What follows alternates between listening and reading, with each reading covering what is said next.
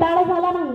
या पृथ्वीवरती अथकपणे आम्ही वर्षानुवर्ष चालत आहोत, मात्र या पृथ्वीला कधी आमचा विंटाळ झाला नाही। आम्ही थकलो पांगलो की एखाद्या झाडाच्या सावली खाली जाऊन बसतो, मात्र त्या झाडाला त्या सावलीला कधी आमचा विंटाळ झाला नाही। आम्ही थकलो पांगलो आम्हाला तहान लागली की एखाद्या नवीन नाल्यातलं पाणी आम्ही पितो, मात्र त्या पाण्याला कधी आमचा विंटाळ झाला नाही।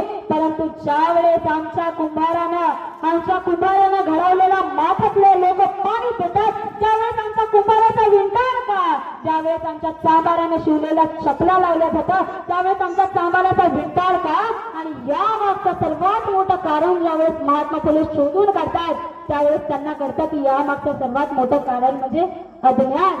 कारण लोक शिक्षित नाही, हेच या मागचं सर्वात मोठं कारण आहे की त्यांना विंटाळ वाटतो। आणि त्यावेळेस महात्मा फुले म्हणतात, विद्ये विना मती गेली, मती विना नीती गेली, नीती विना गती गेली, गती विना वित्त गेले, वित्त विना शूद्र खचले, आणि एवढे अनर्थ मात्र एका अविद्येने गेले। आणि म्हणूनच या रूढी परंपरेला तोडण्याचं काम खऱ्या अर्थानं महात्मा ज्योतिराव फुलेंनी केलेलं आहे। ज्यावेळेस